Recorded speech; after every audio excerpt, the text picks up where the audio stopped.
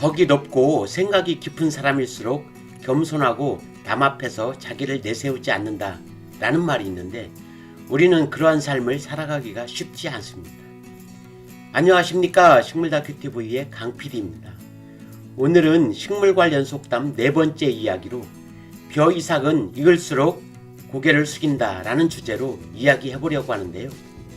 옛 조상들의 지혜가 담긴 속담으로 우리가 살아가는 데 지켜야 할 교훈과 재미있는 이야기가 있으니까요. 끝까지 시청해 주시기 바랍니다. 먼저 감나무 밑에 누워 감 떨어지기를 기다린다 라는 속담으로 아무 노력도 하지 않으면서 좋은 결과만 이루어지기를 바란다는 말로 힘들여 일하기보다는 뜻밖의 행운을 바라는 사람들의 어리석음을 꾸짖는 속담입니다. 유사한 사자성어로는 지난 93번째 이야기에서 소개한 그루터기를 지켜 토끼를 기다린다 라는 뜻의 수주대토라는 사자성어가 있으며 오늘은 이와 유사한 백년하청이라는 고사성어를 소개해 보겠습니다.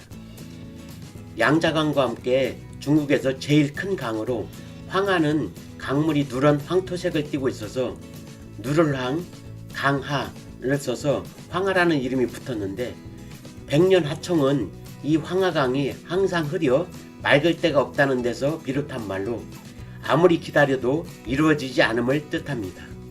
이 말의 유래는 옛날 춘추 전국시대 정나라라는 힘이 약한 나라가 있었는데 북으로는 진나라에 복종하고 남으로는 초나라에 공격받았다.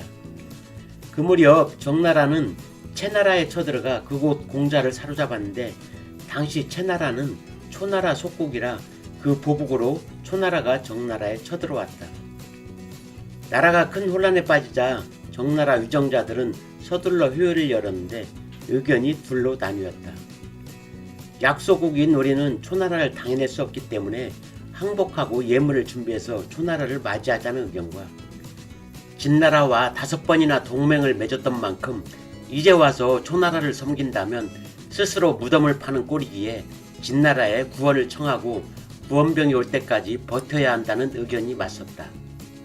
그러자 항복론을 주장하는 신하가 말하길 옛말에 백년하청이라는 말이 있어 100년도 안 되는 짧은 사람 목숨으로는 황하강 물이 맑아지기를 도저히 기다릴 수 없다는 뜻이지요. 지금 진나라의 구원을 기다린다면 황하의 흐린 물이 맑아지기를 기다리는 꼴입니다. 어서 항복해 백성들의 고통을 덜어주어야 합니다. 이 말을 들은 정나라 왕은 곧 초나라에 항복해 화친을 맺었다고 하는 춘추 좌시전에 나오는 이야기로 백년하청은 여기에서 비롯됐으며 100년 동안 황하강 물이 맑아지기를 기다린다는 말로 아무리 오랜 시간이 흘러도 어떤 일이 이루어지기 어려움을 뜻하는 사자성어로 감나무 밑에 누워 감 떨어지기를 기다린다라는 속담과 유사하여 소개해 보았습니다. 두 번째, 벼 이삭은 익을수록 고개를 숙인다라는 속담입니다. 벼는 익을수록 고개를 숙이듯 지식이 뛰어나고 훌륭한 사람일수록 겸손하고 남 앞에서 자기를 내세우지 않는다는 말로 학문과 덕이 높고 생각이 깊은 사람일수록 자신을 낮추고 겸손하게 행동하라는 뜻입니다. 벼는 처음엔 꼿꼿하다가 완전히 익을 무렵이면 이삭의 무게를 견디지 못해 고개를 숙인 듯한 모습이 되는데 이 모습이 마치 겸손한 사람이 공손하게 인사를 하는 모습처럼 보여 이러한 속담이 생겨난 것으로 생각되는데요.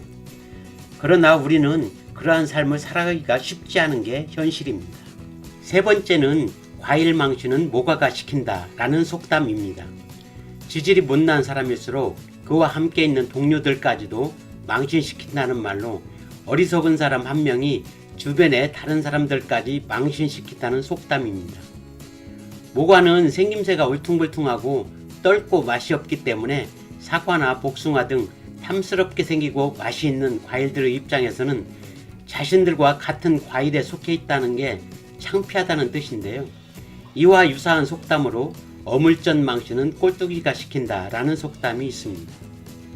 그러나 속담과는 달리 모과를 보면 4번 놀란다고 하는데 못생긴 모양에 1번 놀라고 못생겼지만 그윽한 향기에 2번 놀라며 향기가 좋으나 떫은 맛에 또 놀라고 마지막으로는 맛은 없으나 좋은 약재로 쓰이는데 놀란다고 합니다.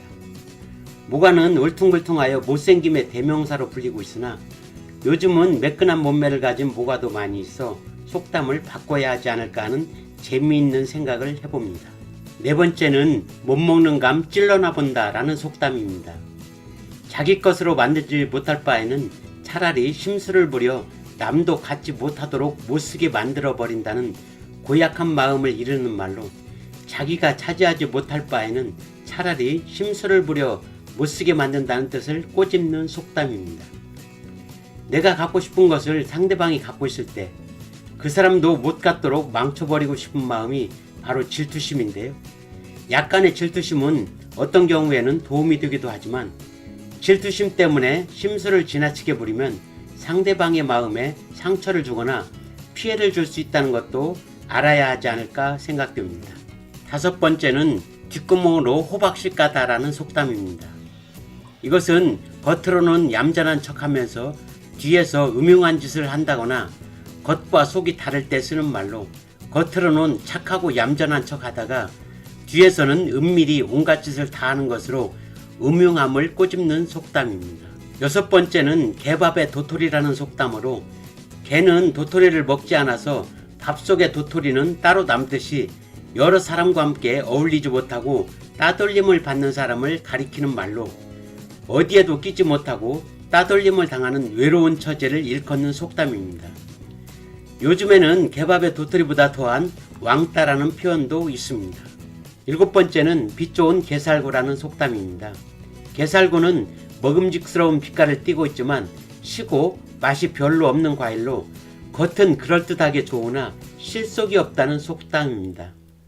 사람들 중에도 겉모습은 아름답지만 마음이 그렇지 못한 사람, 또는 겉으로는 일을 잘 할 것처럼 보이는데 막상 일을 시키면 제대로 해내지 못하는 사람을 두고 말하기도 하는데, 외모만 보고 판단하는 것은 어리석은 일이라는 뜻도 담겨 있지 않을까 생각됩니다.